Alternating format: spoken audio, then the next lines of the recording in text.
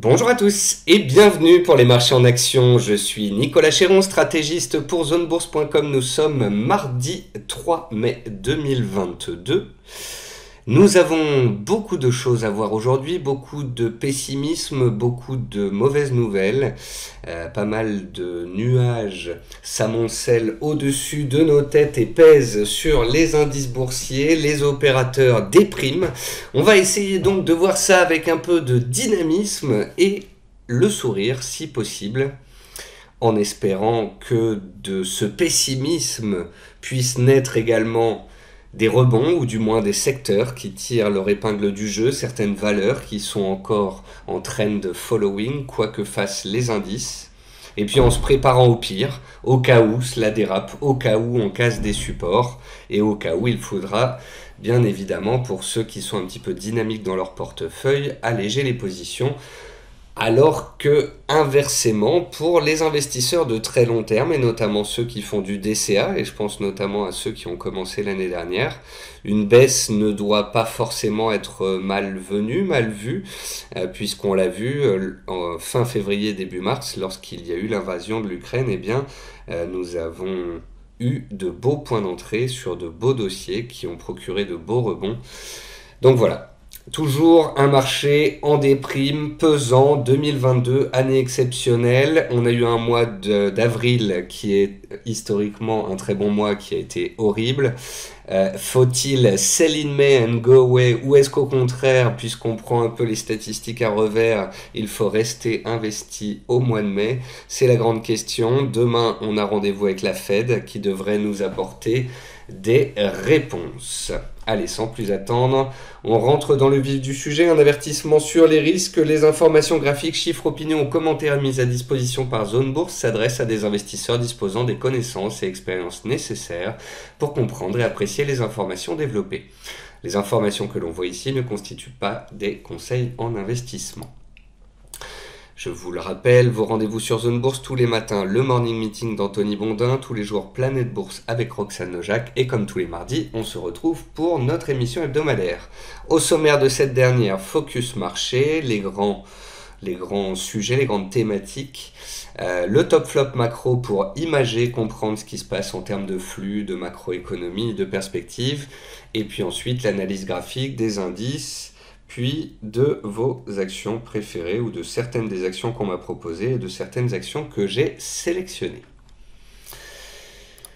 Alors, le sentiment de marché, il est merdique. Je vous ai dit, il faut qu'on rigole un petit peu aujourd'hui. C'est un peu un rire stressé. Non, mais voilà, le sentiment de marché, il est nul. Que j'appelle des traders, des amis, des investisseurs ou autres. Tout le monde est déprimé, plus ou moins investi, il y a de l'incertitude, du pessimisme, de l'attentisme. Il y en a qui sont sous-investis et qui attendent tout simplement que la période passe. Il y en a qui restent investis parce qu'ils sont sur les bonnes valeurs. Il y en a qui s'étaient sous-investis et puis qui petit à petit reviennent sur certains dossiers qui surperforment. Après cela, ça dépend des valeurs que vous avez l'habitude de regarder. Si vous êtes plutôt un investisseur value ou un investisseur sur les valeurs de croissance américaine. En termes de catalyseurs, on a eu les résultats d'entreprises, énormément d'entreprises la semaine dernière. C'était pas super, hein. Amazon qui fait moins 15%, Apple tout juste à l'équilibre après la publication. Malgré tout, on peut dire que c'était plutôt flat la semaine dernière et vendredi, on a enfoncé moins 4%, on a clôturé sous les 13 000 points parce que les opérateurs sortaient avant le week-end par peur, parce que la dynamique était baissière et parce que les résultats étaient corrects et encore, ça dépendait des différents groupes. Côté banque centrale, il y a aussi de l'attentisme avec la Fed ce mercredi, donc les opérateurs sont pareil sortis en fin de semaine dernière parce qu'ils avaient un peu peur de ce rendez-vous. Et puis en termes de macroéconomie, on peut voir que les chiffres macroéconomiques peuvent avoir un impact fort puisque en ce début de semaine, on a eu des statistiques des PMI et que ça a fait décaler assez fort. Après, c'est arrivé aussi au moment où il y a eu un fameux fat finger, c'est-à-dire qu'il y a eu un énorme ordre de vente qui a été envoyé d'une banque en Angleterre sur le marché nordique et qui a fait décaler l'ensemble des indices boursiers européens. Je crois que ça a représenté une baisse en intraday de 300 milliards d'euros de capitalisation boursière partout en Europe. À cause de Jean-Michel, j'ai appuyé sur un zéro de trop. Les marchés sont dominés par des nuages, ce dont je vous parlais en introduction. Un resserrement monétaire à marche forcée aux États-Unis à cause d'une inflation dont la décélération ne sera que très graduelle. On espère le pic inflation, mais elle va rester forte. La guerre en Ukraine qui dure et les conséquences en termes de sanctions. Et puis bien sûr l'impact que ça a sur les prix des matières premières avec le gaz aux États-Unis qui bat encore des records aujourd'hui et le pétrole qui reste au-dessus des 100 dollars. Pour ce qui est du pétrole WTI, on est autour de 105 dollars me semble-t-il. Et on a enfin la situation sanitaire en Chine avec leur politique de zéro Covid et toujours des chiffres exécrables puisque l'économie chinoise est en pause totale. Tout ça, ce sont les épines qu'on a dans le pied, que le marché a une chape de plomb au-dessus de la tête. Alors là-dedans, il y a les éléments de court terme et des éléments de moyen-long terme. Voilà, la guerre en Ukraine, c'est un élément de court terme et on espère que ça ne va pas durer des mois. Le changement de politique monétaire, on en a pour plusieurs trimestres. Le prix des matières premières, ça va dépendre de la guerre. La Chine, bon bah ça, on verra bien, mais je dirais qu'on a des éléments qui peuvent passer de nuages à éclaircies et qui peuvent nous permettre des rebonds à court terme, et il y en a d'autres qui vont rester comme ça, une chape de plomb, un poids sur les indices.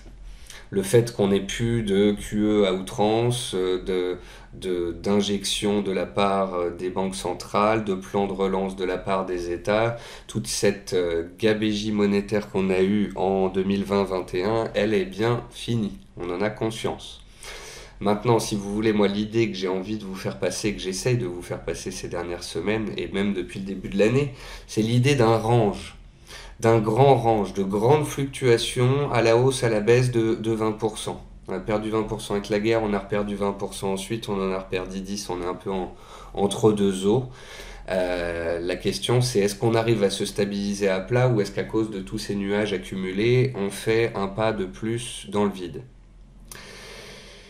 En parallèle de tous ces nuages, on a Warren Buffett qui achète 41 milliards d'actions au premier trimestre et qui fait baisser sa trésorerie significativement depuis la première fois depuis plusieurs années. C'est un point d'attention. Cela ne veut pas dire que les marchés vont repartir, mais ça veut dire qu'à l'intérieur de ces marchés qui sont en train de muter en quelque sorte, de marchés haussiers confiants soutenus, avec des valeurs de croissance qui cartonnent et la value qui est délaissée.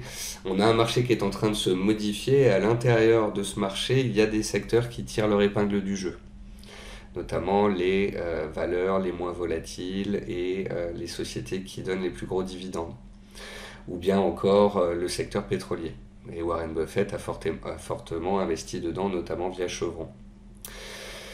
Donc, qu'on soit dans un range ou dans un marché graduellement baissier pour les semaines et les mois qui viennent, tout n'est pas perdu. C'est aussi ce que j'aimerais que vous reteniez. Les PMI chinois sont exécrables, ils sont plus bas que pendant le Covid. Ça montre bien à quel point il y a une contraction de l'activité. Après, ça veut aussi dire que lorsque la Chine va réouvrir, elle va injecter à mort dans son économie parce que on est sur une année importante politiquement parlant, pour le président qui doit asseoir 5% de croissance comme il l'a promis, 5,5 même. Les prix de l'énergie restent élevés, on l'a dit. En plus de ça, les autorités russes suspendent les ventes de gaz à la Pologne, à la Bulgarie. On craint qu'ils le fassent pour d'autres. Il y a l'UE qui veut imposer un embargo sur le pétrole russe d'ici la fin de l'année. Et l'Allemagne qui pousse à court terme et qui dit qu'elle est prête à le faire limite dès demain. En fonction de l'évolution du conflit et fonction de la vitesse à laquelle l'Europe a envie d'évoluer sur ces points-là, on va avoir une très forte volatilité sur le pétrole.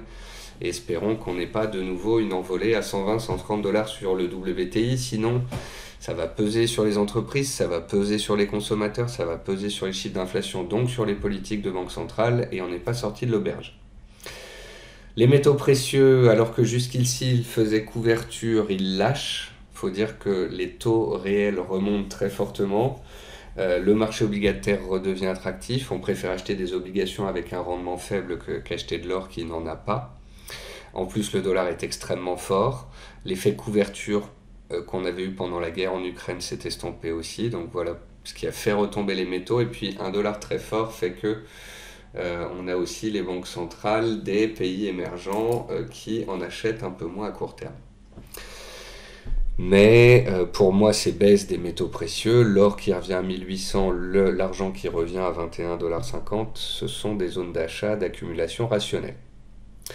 Enfin, tout comme les valeurs technologiques, le Bitcoin est sur le fil. En effet, le Nasdaq est sur ses plus bas d'il y a un mois, les 13 000 points. On passe dessus, dessous, dessus, dessous. Il y a la fête demain, c'est du qui to double, celui qui vous dit qu'il sait qu'on va faire un rebond et reprendre 5-7%, ou bien qu'on va éclater le support parce que c'est écrit, eh bien il est bien malin, mais à court terme, voilà, on a énormément de catalyseurs dans un sens, dans l'autre. On a beaucoup de facteurs baissiers, il ne faut pas oublier qu'on a bien baissé sur certains pans du marché aux États-Unis et qu'on peut avoir des rebonds de marché baissiers, des bear market rally également à tout moment. On passe au top flop.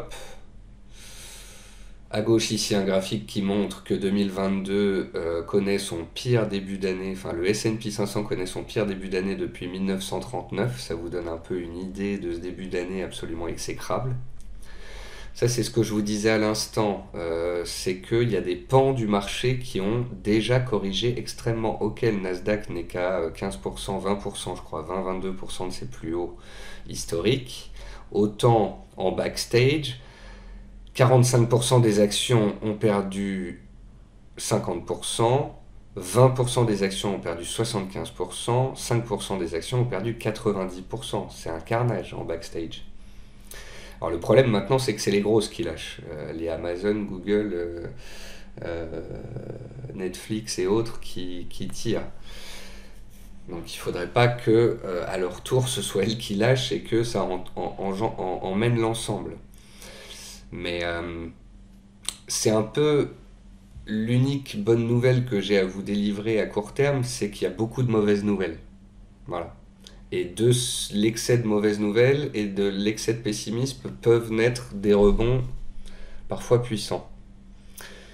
Mais c'est aussi quand tout le monde est déjà investi, déprimé et qu'on est au bord du gouffre qu'il y a aussi les risques d'y tomber. Donc c'est la raison pour laquelle il faut rester prudent. Alors rester prudent pour certains c'est mettre des stops, pour d'autres c'est pas augmenter les liquidités, pour d'autres ça va être couper des positions, pour d'autres encore ça va être couvrir le portefeuille avec du BX4 ou d'autres, ça dépend de votre style et de votre horizon de placement. Ici à gauche, la capitalisation boursière mondiale, on voit bien le carton en 2020-21, la stabilisation, puis là la correction. On est dans une correction, la capitale boursière mondiale a perdu près de 20%. La question que tout le monde a à l'esprit, c'est est-ce qu'on perd encore 10-15% pour revenir sur les niveaux d'avant Covid, histoire de faire un gros pullback de moyen long terme après une hausse historique, ou bien est-ce qu'on arrive à s'arrêter maintenant et à latéraliser un certain temps afin de consolider la hausse passée.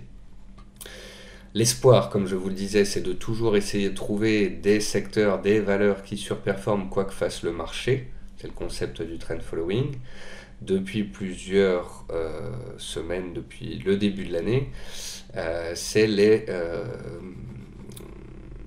basic materials, les matières premières, tout ce qui touche de près ou de loin aux matières premières qui cartonnent, alors qu'on a les biotech et les médias qui se font pulvériser. On est actuellement à moins 13% sur le S&P 500 cette année. C'est la correction moyenne que l'on connaît sur les 70 dernières années. En moyenne, le S&P 500, lorsqu'il chute intra-année, il perd 13,5%. Il y a des années on fait un peu moins, d'autres on fait des excès. On est là où on est, au bord du gouffre. Est-ce que les opérateurs tiennent? On a un catalyseur positif qui se déclenche, on a des rachats de short et on arrive à tenir la zone actuelle et à neutraliser? Ou est-ce qu'on va se faire une frayeur? La période mai à octobre n'est pas une bonne période historiquement parlant, mais d'un autre côté, on vient de connaître un des pires débuts d'année entre janvier et avril. Et avril, qui théoriquement est un des meilleurs mois de l'année, a été un des pires depuis 20 ans. Autre statistique, c'est que le deuxième trimestre en année présidentielle 2 aux États-Unis est le pire. Ça, on le savait déjà. Une autre bonne nouvelle venant d'une mauvaise nouvelle, bah, c'est qu'en fait, il y a des flux sortants qui sont absolument énormes et qui sont aussi énormes que pendant le Covid. Et que quand on a d'un coup des flux sortants, de la panique et des sorties massives d'un coup, bah, ça permet aussi des effets rebonds. Les chiffres sont horribles en Chine puisqu'elle est à l'arrêt, mais ça veut aussi dire que le gouvernement mettra les bouchées doubles à la réouverture. On continue d'attendre quand même, et ce n'est pas négligeable, autour de 4% de croissance mondiale cette année et l'année prochaine, soit un peu mieux que ce qu'on a connu entre 2012 et 2017-18. Bien évidemment, ce qui change la donne ces derniers mois, c'est la forte hausse des taux. Ici, on a les 10 ans combinés des pays type Allemagne, USA, Canada, France, Italie, Suisse, Australie. On voit bien que c'est une hausse de taux généralisée qui vient appuyer sur le marché action. Les taux d'ailleurs sont un croisement. On est vraiment à la croisée des chemins et on a la Fed mercredi. Donc je pense que ça devrait bien bouger mercredi soir. Ça montre le pessimisme ambiant. Ici, vous voyez les différentes enquêtes auprès des investisseurs US. Est-ce qu'ils sont bullish ou bearish? Et vous voyez que ces 4 dernières semaines, c'est pratiquement de pire en pire. Il y a 16% de bullish et 60% de bearish. Chez BofA, Bank of America Merrill Lynch, c'est pareil. On est en extrême bearish. Sur CNN, il y a le Fear and Greed Index, il est à 30, pareil, il est dans la peur. Alors tous ces indicateurs de peur, ça veut dire qu'on est dans de la peur et qu'on peut rebondir à tout moment. Mais ça veut pas dire qu'on est dans l'extrême peur. Il peut encore y avoir la panique, sait-on jamais. C'est le côté, si ça lâche d'un coup, 10% de plus de baisse. Voilà. Le AAII Sentiment, c'est pareil, c'est une enquête de confiance aux États-Unis sur le moral des investisseurs. On est au ras des pâquerettes. Par contre, ce qu'on peut constater, c'est que l'allocation des investisseurs est toujours assez forte. Et donc qu'il n'y a pas eu assez de baisse potentiellement pour faire craquer les gens. Ils restent investis.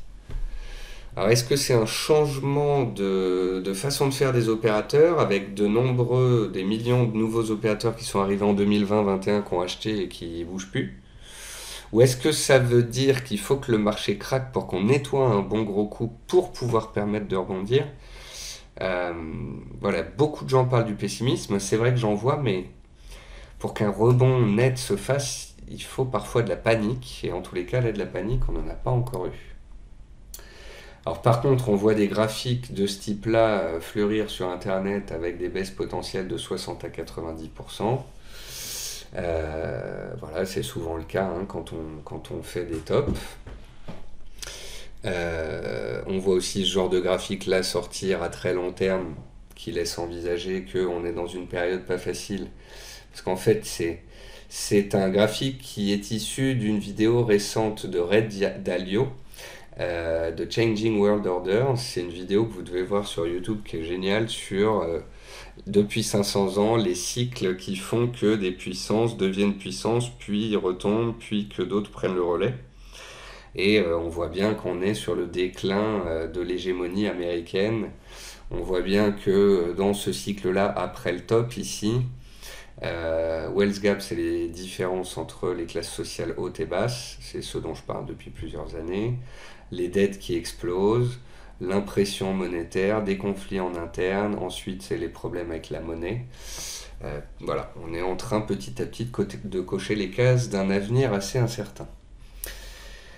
Du coup, on a aussi les idiotistes qui nous sortent des décomptes pour dire qu'on est arrivé en fin de vague 5 et que c'est la fin du monde.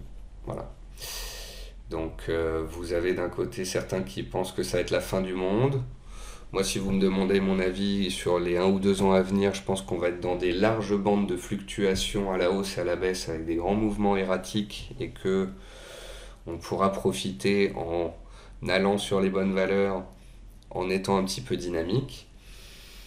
Et puis vous avez Warren Buffett à droite, c'est son cash disponible qui lui buy the dip. Mais Warren Buffett achète des entreprises qui, comme il le dit, pourraient être dirigées par des idiots dans des business qui sont pérennes, qui sont long terme. Lui, il veut du tangible et il achète des compagnies dont il pense qu'elles tiendront même si l'économie demain devait être en récession. Donc il faut garder ça aussi en tête.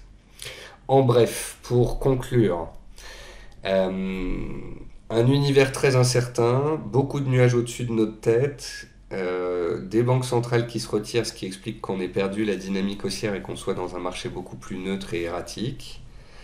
Des pans du marché qui tiennent bien avec un CAC très fort, alors qu'à l'autre bout, on a le Nasdaq qui est très faible.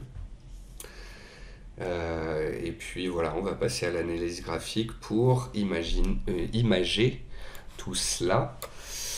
Je vais me servir un petit verre d'eau. Je vous affiche les valeurs qu'on va regarder ensuite avec des big caps, des valeurs en surperformance. La semaine dernière, notamment, on avait parlé de Boiron, de BIC, de SII. Et on essayait de trouver en fait les valeurs qui étaient en surperformance parce que dès que les indices arrêtent de baisser et ne serait-ce que stabilisent, c'est pour ça, moi, j'espère pas que les marchés vont exploser. Je sais très bien que cette année, ça va être difficile de monter.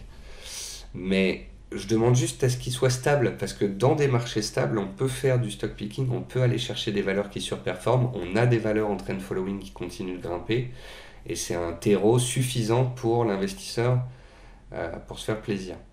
Si le marché est sous pression et baissier, bah faut faire pause. Voilà. Bon, je me sers un petit verre d'eau, et on passe aux indices boursiers.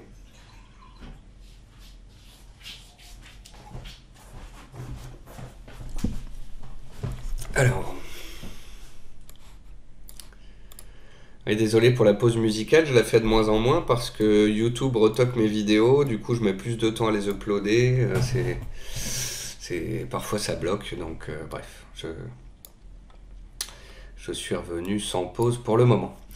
Un chapeau chinois, voilà, nouvelle configuration graphique. Non, plus sérieusement.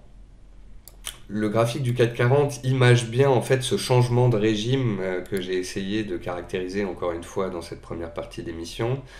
On a eu un marché haussier, on a eu un marché neutre, maintenant on a un marché au mieux neutre si on considère les 2 derniers mois qui viennent de passer, baissier si on considère les 4 derniers mois, après c'est de la dialectique. Voilà. La question c'est, est-ce que, comme certains le pensent, on est au début d'un crack, d'un marché baissier de long terme, on a fait la jungle baissière A, un rebond, et maintenant on envoie la sauce et on retourne à 5500, ce que pour l'instant je n'entrevois pas, ou est-ce que on a la possibilité cette année de rester dans une large bande de fluctuation, en gros entre 6 et 7000 points. Ça, c'est plutôt mon scénario. Après, à l'intérieur de ce scénario de moyen terme, il y a le range de court terme. Voilà. C'est est-ce que avec le rendez-vous de la Fed ce mercredi soir, on va réussir à tenir le bas de ce range ou bien de ce petit drapeau, ce canal baissier que vous voyez ici. On voit bien que le CAC depuis un mois fait du surplace, hein. Guerre en Ukraine, on remonte, on gap, et depuis ce gap, en fait, on fait du zigzag.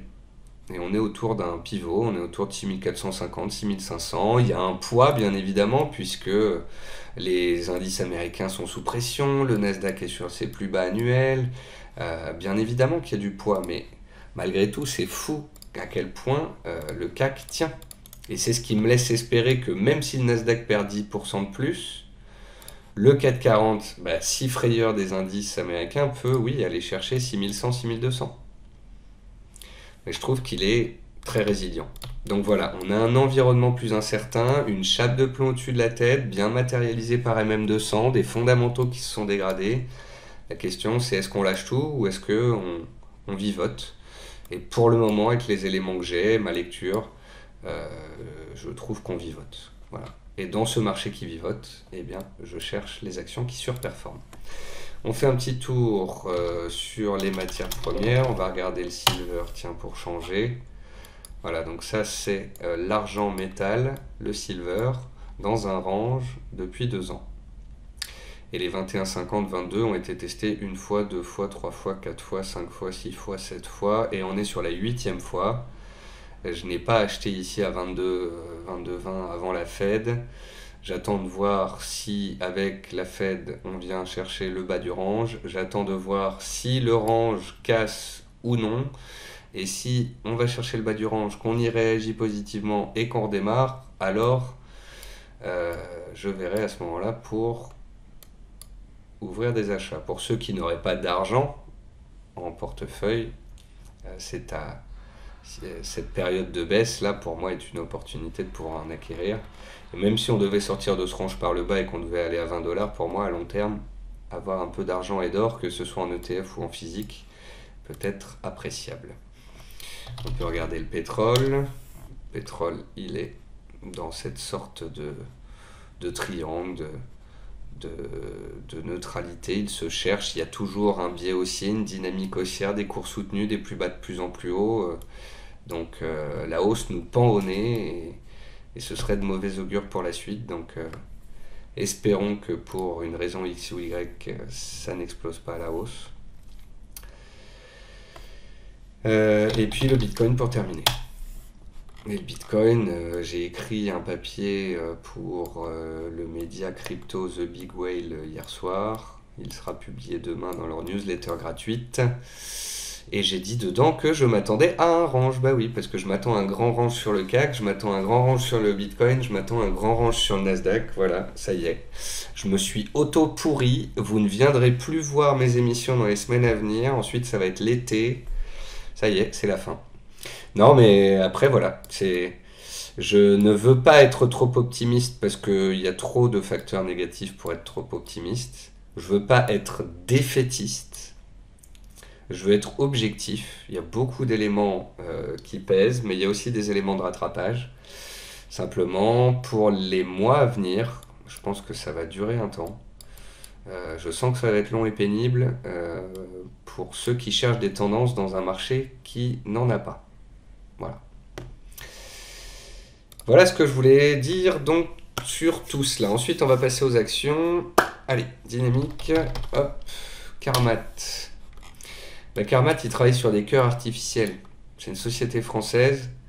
C'est une biotech medtech. Medtech, ça veut dire qu'elle bosse sur non pas des molécules, mais sur du tangible. C'est un cœur artificiel que fait Carmat. Il y a eu des transplantations, ça a commencé à bien fonctionner. Odo, la société de recherche, disait ça va être une medtech qui pourrait gagner de l'argent, qui pourrait faire du business, alors qu'on a si peu de biotech et de medtech qui réussissent en France. Et puis ensuite, c'est les augmentations de capital, c'est le produit retiré à court terme. Et potentiellement des gens bloqués dessus pour ceux qui n'auraient pas coupé. C'est une biotech, c'est une partie spéculative de portefeuille. Vous le savez, les biotech, même si Carmat, je l'aimais bien. Les biotech, je ne les aime pas en général, c'est dangereux.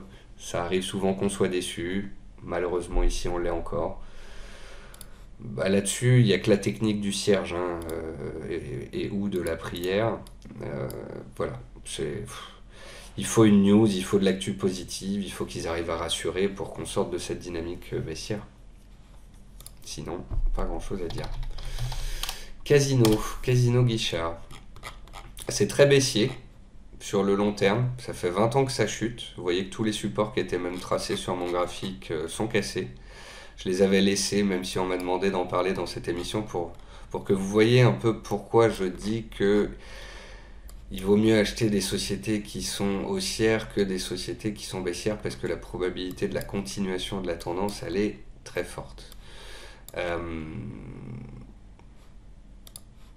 Casino Guichard, on a une sorte de triangle ici. On se cherche. Et il va être intéressant de suivre la sortie de ce triangle, évidemment pour ceux qui sont scotchés dedans ou qui l'auraient acheté récemment parce qu'elle tenait bon. Et qu'au final, on espérerait que comme Carrefour, Casino performe. Eh bien, il faut sortir par le haut de ce triangle, casser les 17,10, 17,30 et éviter de passer sous les plus bas récents pour ceux qui sont court-termistes, sous les 15,90. Voilà.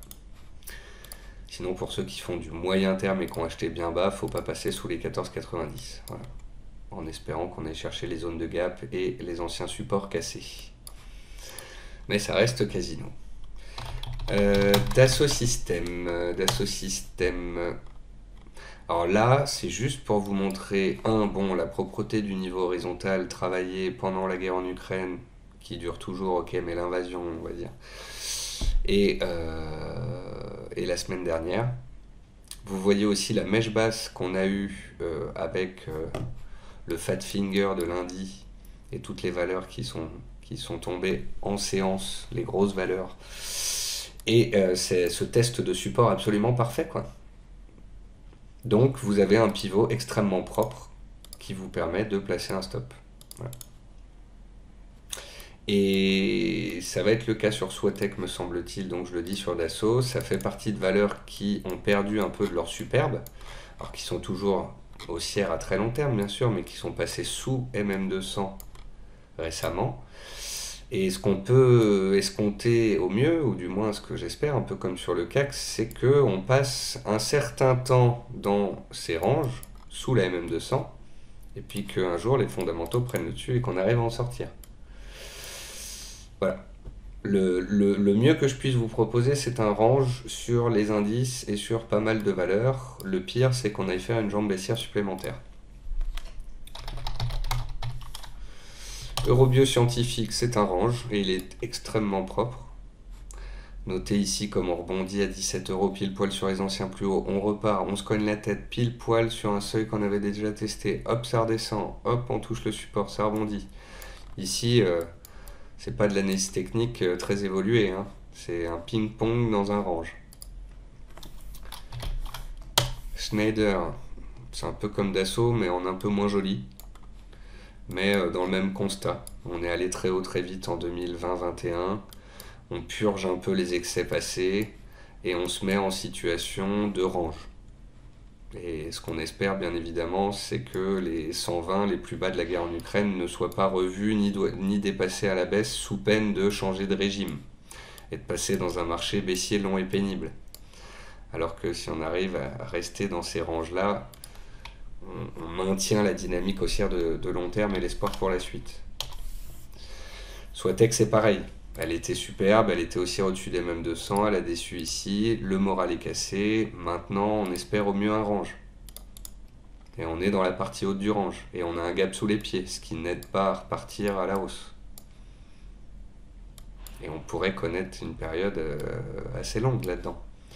Vous savez, on va rentrer dans la période juin à septembre-octobre, hein. C'est la période avec baisse des volumes, manque d'activité, manque de volatilité. Alors je dis ça, et puis cette année, on va se faire des moins 20 plus 20, mais allez, il faut garder un peu d'espoir.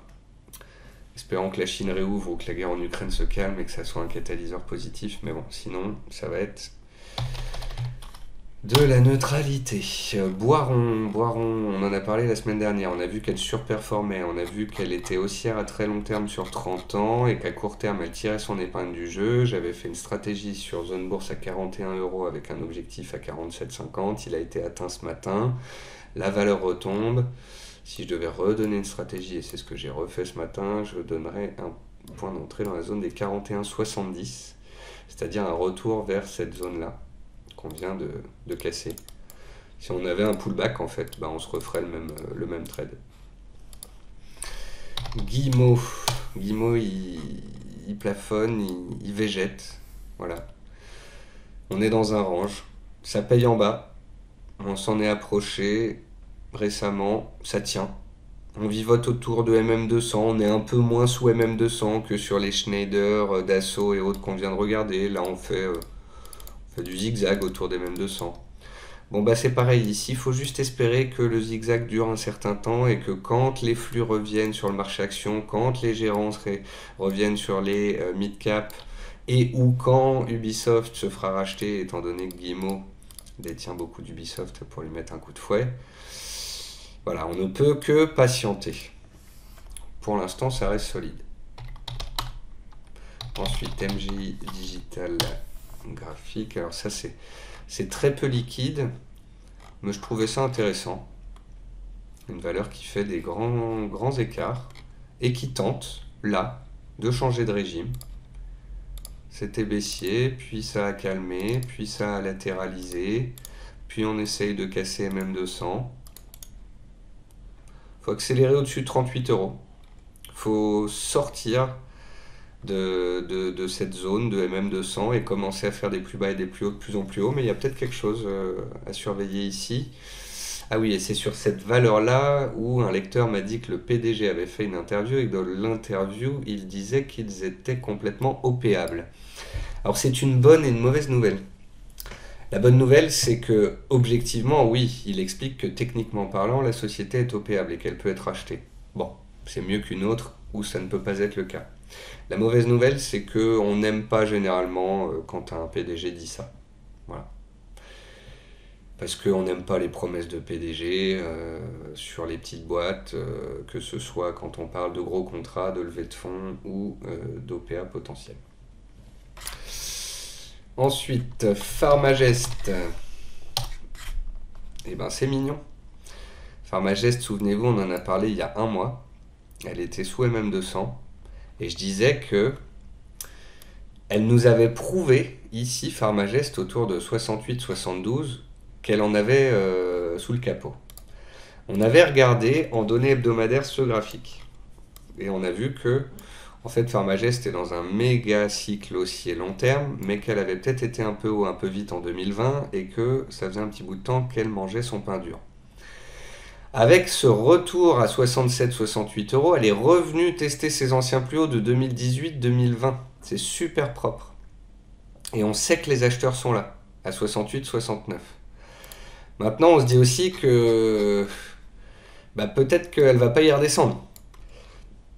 Et donc, j'avais tracé ces flèches-là auxquelles je n'ai pas touché depuis la dernière fois, parce que je vous avais dit, voilà, si on échoue sous MM200 et qu'on a la chance de voir le titre revenir vers cette zone d'attraction qui a été fortement mise à profit par les acheteurs à ce moment-là, alors ce sera peut-être une deuxième entrée, une deuxième zone d'entrée. Ça part du postulat, donc voilà, qu'on a touché le support de long terme, qu'on a rebondi, qu'on crée une fondation et que à terme, la hausse pourrait reprendre. En tous les cas, voilà, Pharmagest, plus elle revient, plus elle est vers les 72-75, plus elle est attractive, me semble-t-il. Quadient, elle a surperformé ces derniers jours, mais ça calme un peu ici. Alors, c'est la double information que je voulais donner. Elle a fait un truc cool en surperformant depuis début mars. Mais elle se trouve confrontée à sa tendance baissière et à une MM200 qui va arriver vite au-dessus des prix. Donc il y a des chances qu'il y ait une période de digestion à la croisée des chemins entre la tentative d'une relance court terme et la chape de plomb baissière moyen terme. Donc je pense qu'on devrait stabiliser entre 16,50 MM50 et 19,50 MM200 un certain temps. Mais il y a du mieux, en tous les cas. Ensuite, Robertet, super boîte. Renseignez-vous, spécialiste des parfums dans le sud de la France, à Grasse, qui fait des acquisitions et qui fait augmenter son chiffre d'affaires régulièrement depuis 20 ans, qui a encore fait une acquisition hier, me semble-t-il. Quand je regarde Robertet, je regarde ce graphique qui démarre en 2014. La croissance des prix ici correspond à la croissance du business de ces dernières années. Je ne serais pas étonné qu'un jour cette boîte-là se fasse racheter. Il y a très peu d'acteurs dans le secteur en fait. Ici vous voyez qu'on avait un rythme de croissance très fort, jusque pareil, un peu même constat que sur...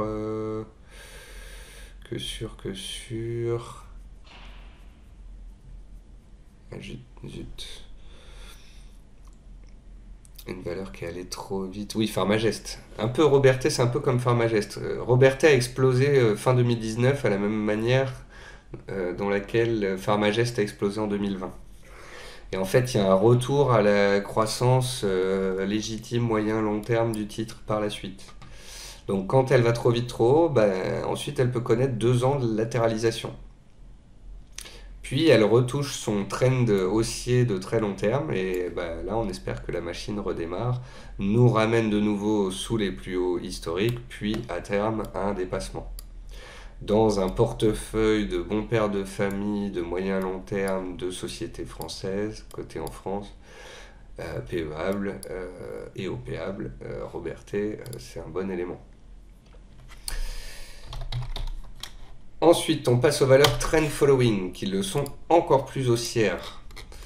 On a Obey, qui nous a montré une très forte résilience, pareil en février-mars, sur une grosse zone à 46-48 euros, et qui depuis arrive à se maintenir au-dessus de sa MM200, ce qui est plutôt une bonne chose. Donc ici, on a zone d'accumulation numéro 1, zone d'accumulation numéro 2, sur une valeur qui, quoi qu'il se passe sur les marchés depuis le début de l'année, est à peine en baisse. Donc vraiment une très belle tenue. On a Kinepolis en Belgique qui est posé sur MM200, mais il y a un truc qui me plaît moins. Enfin, j'ai l'impression qu'elle est plus au bord du rasoir que d'autres. Ça vient peut-être du fait qu'elle vient de tester ses plus hauts historiques. Ça vient peut-être du fait aussi que ce sont des cinémas et que ça veut dire avoir une absolue confiance dans le fait qu'il n'y ait pas de nouvel épisode Covid après l'été et que ça ne vienne pas impacter ce genre de boîte-là. Du coup, moi j'ai du mal. J'ai du mal. Mais pour répondre à la personne qui m'a demandé que j'en parle, pour l'instant, on est toujours dans une dynamique haussière posée sur la même 200, etc. Ce serait bien de tenir la zone. Ensuite, Lumibird spécialisé dans les lasers. Ici, franchement, vous la voyez, la dépression des opérateurs, la déprime, l'inflation, tout ça? Que dalle. Lumibird, depuis le bas du Covid, elle est en hausse, elle est haussière à moyen terme. Tant qu'on est au-dessus des 18 pour les moyens long-termistes, tout va bien. Pour les court-termistes, ce serait bien de tenir les 20 euros et la MM200. Et pour ceux qui voudraient se joindre à la fête, une stratégie d'achat sur cassure des plus hauts récents au-dessus de 21,90, 22 pourrait permettre de prendre le train si elle redémarre. Autre valeur, mais moins liquide et un peu spéciale, mais quand même intéressante, très intéressante, c'est OENEO, le spécialiste des bouchons. Je parle bien des bouchons en liège, hein, des tonneaux. Une des rares valeurs vin en France. Donc ça, c'était le rythme de progression de Néo. Il y a eu ici une OPA qui a été avortée, et puis depuis, elle redémarre. Et elle est sur des plus hauts historiques. Et à chaque fois qu'elle fait une mèche sur MM200, il y a du monde qui se présente. Donc le point d'entrée, ça veut dire qu'il est sur MM200, et l'objectif, c'est les plus hauts historiques, voire de nouveaux records. Dans le sens de la dynamique qui suit l'évolution du chiffre d'affaires de cette très belle boîte française. SS2I, on en a parlé la semaine dernière, comme de sociétés qui surperformaient où on pouvait surveiller une éventuelle cassure. Ici aussi, il faut laisser du temps au temps, mais parmi une bonne partie des valeurs qu'on a regardées depuis le début, c'est une des plus haussières, avec ici une dynamique parfaitement respectée, un trou d'air sous MM200 vite oublié et des cours au-dessus des MM200 et une zone d'achat un peu plus optimum ici à 44-45 euros. Et puis on retourne en Belgique avec Van de Velde. Van de Velde à Bruxelles. Alors j'ai le droit de me moquer puisque je suis franco-belge. Hein. Ne le prenez pas mal, ami belge. Pascal Rousset, je te salue. Van de Velde. Si on regarde juste les 2 dernières années, on se dit waouh, théorie du phénix, c'est magnifique. Elle était dans un range, elle en est sortie ici en début 2022 en plus. Et elle est en trend following et elle monte en 2022 alors que c'est un peu la déprime partout. Donc ça me plaît énormément. Pourquoi est-ce qu'elle bute à court terme sous les 40 euros? Et là, on dézoome le graphique et on se rend compte de quoi? Que on a un niveau qui a été testé en 2006, en 2007, en 2011, en 2012, en 2014. Donc pas du petit niveau. Mais c'est à double tranchant. Ça veut dire qu'il est légitime qu'on bloque dessus. Ça veut aussi dire que si on le casse, le fait qu'on ait fait une théorie du phénix, qu'on soit en trend following au-dessus des MM200 et que ça continue de monter, augmenterait encore d'un cran. Là-dedans, soit vous connaissez le dossier et vous vous dites, bah, ça veut dire que tout repli vers les 36 ou les 34 vers MM200 qui est haussière me permettra de rentrer dessus en espérant par la suite qu'on casse ça. Ou bien, ça passe en force et on achète la cassure des 40 pour jouer la continuation de la tendance haussière et la surperformance d'une valeur par rapport aux indices qui baissent ou végètent. Et elle monte. Donc il y a un intérêt des opérateurs. Donc on a envie d'aller là où il y a de l'intérêt. On a envie d'être optimiste, on a envie d'acheter des valeurs qui montent, on a envie d'être positif pour la suite, non de non. Intel Corp, donc société américaine qui est posée sur une énorme base de soutien travaillée ces 4 dernières années, 2018, 19, 20, tous les ans on y est. Les 42, 43 là, c'est une zone hypothétique d'achat pour mettre du Intel en portefeuille à moyen long terme. Ensuite, Mowi, là on va en Scandinavie, on est sur un spécialiste du saumon si je dis pas de bêtises.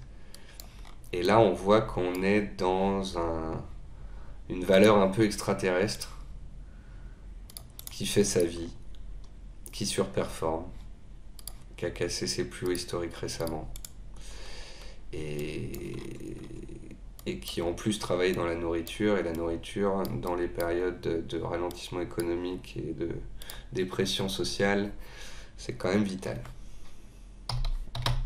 Ça, c'est le genre de valeur qu'il faut un peu plus chercher. J'aimerais bien qu'on me demande un peu plus de valeurs comme ça.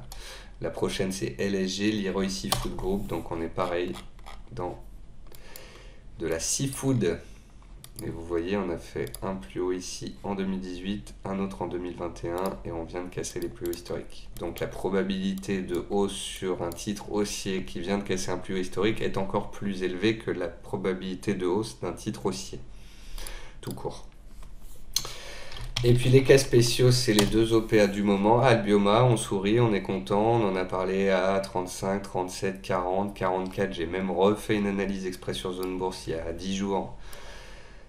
Histoire que tout le monde en profite, parce que avec les volumes, le fait qu'elle appartienne à ce secteur, les résultats, l'intérêt de KKR qui a été répété, je sais pas, il y avait tout pour que ça fonctionne, et ça pouvait se faire avec des stops courts. Donc voilà, j'espère que vous avez profité. Ça remet un peu le sourire dans ces périodes de disette.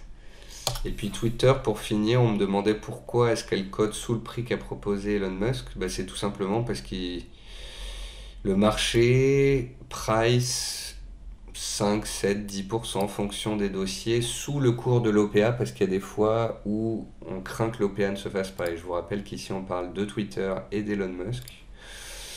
Donc même si le board a accepté, on ne sait jamais.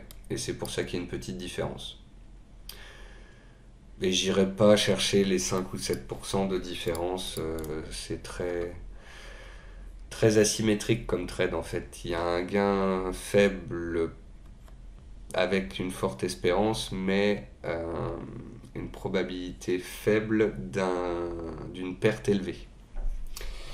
Donc ça me plaît pas. On regarde les indices US, pour l'instant ça tient. Pour conclure cette émission, c'est vrai qu'il y a pas mal d'analystes en France qui ne traitent pas, ou il y a pas mal d'analystes qui ne sont pas des investisseurs. Moi, je suis un investisseur boursier et je fais aussi du trading à court terme pour moi-même. Depuis une semaine, je trouve plus compliqué de faire du trading, j'en fais très peu, je prends pas ou peu de levier parce que les marchés sont erratiques et je sens bien qu'on est sur des zones clés. que c'est complexe dans ces cas-là, qu'il y avait les publications de résultats. Simplement, sur Action, je suis investi. J'ai investi la semaine dernière, en début de semaine, puis en fin de semaine, et j'ai encore investi hier, et j'ai encore investi aujourd'hui. Et j'essaye de trouver des valeurs comme celles que je vous ai présentées, comme celles dont je parle souvent, qui sont des valeurs qui surperforment le marché et qui grimpent, comme ici Wavestone sur les dernières semaines, comme SEC ou d'autres, ou bien comme sur des dossiers qui surperforment alors qu'ils sont baissiers. Là c'est différent, c'est spéculatif. Et j'ai notamment, je l'ai dit sur Twitter, donc je le redis ici aussi, ce n'est pas du trend following puisque c'est du contre-tendance sur un dossier baissier, donc c'est une position spéculative. Si je fais ça, c'est parce que je suis un investisseur expérimenté, que ça fait 20 ans que je suis la bourse. Et donc j'ai acheté du Atos parce que avec les résultats qui sont tombés, ce double creux, je trouve ça joli. La valeur monte alors que le CAC baisse. Depuis une semaine, le CAC est stable, elle a gagné 8-10%. Et donc, si vous voulez, entre des dossiers qui montent et qui surperforment le CAC, ou bien des dossiers qui ont arrêté de baisser et qui surperforment le CAC, eh bien, alors que le CAC ne fait rien depuis 2 semaines, moi j'ai des valeurs qui montent. Donc j'ai des stops qui remontent, des stops à zéro ou des stops serrés. Du coup, si demain le CAC, pour une raison X ou Y, un missile russe ou la Fed ou autre casse les 6300 et se casse complètement la figure, je vais rapidement avoir 2-3 lignes qui vont sauter et je vais rapidement me retrouver avec les lignes spéculatives contre-tendance comme Atos de court terme qui vont sauter à zéro. Et donc d'un coup, je vais repasser de 80% investi, 80-90, à 50%. Donc peu investi et couvert en or. Donc voilà, c'est ça que je fais depuis ces dernières semaines. Si vous faites du DCA, et ben arrêtez de regarder la télé et de lire Twitter. Si ça baisse, c'est cool, vous achèterez moins cher. Si vous êtes long-termiste sur des dossiers de qualité, et ben voilà, tenez vos pauses, vous les aimez. Ou à la limite mettez des stops sur une partie des positions si vous avez peur, parce qu'il ne faut pas avoir peur, il ne faut pas être stressé, il ne faut pas être mal. Moi je suis pas mal si le marché monte ou baisse. Si ça monte, je suis investi, si ça baisse, je me désinvestis. Mais il n'y a pas un moment donné où je me dis merde, je suis coincé. Je suis coincé, j'ai pas de stop, j'ai trop d'actions qui sont sous-performantes, trop de dossiers baissiers, trop de biotech, trop d'actions de croissance américaine. J'ai pas les bonnes. Voilà. Donc, fonction de votre profil, à vous de voir tout cela. 52 minutes d'émission, c'est la fin. J'espère que le programme vous plaît toujours tout autant. J'ai vu qu'il y avait moins de monde sur les réseaux sociaux, sur les vidéos YouTube, etc. Bon, moi j'essaye de garder la patate, la présence et l'optimisme. N'hésitez pas à me poser des questions pour les émissions à venir, à me proposer vos valeurs, je piocherai dedans. Et puis je vous souhaite le meilleur pour la suite, voilà, que ce soit dans la vie ou sur ces marchés qui sont pénibles, qui sont au bord du gouffre, mais qui permettent toujours des opportunités tant qu'ils ne lâchent pas littéralement. Et puis on garde à l'esprit que il n'est pas impossible qu'on ait aussi à tout moment, pour des raisons positives, des bear market rally, des rebonds dans des marchés qui sont désormais bien plus sous pression que l'année passée. Voilà, voilà, bonne journée, soirée en France, à l'étranger, puisque je sais maintenant que vous le regardez d'un peu partout dans le monde. Merci à tous ceux d'ailleurs qui postent des photos d'eux en train de regarder l'émission, soit sur leur vélo, soit sur leur tapis de course, soit à la télé dans leur salon, ça fait toujours plaisir. Et puis, gardons le sourire. Allez, à très vite!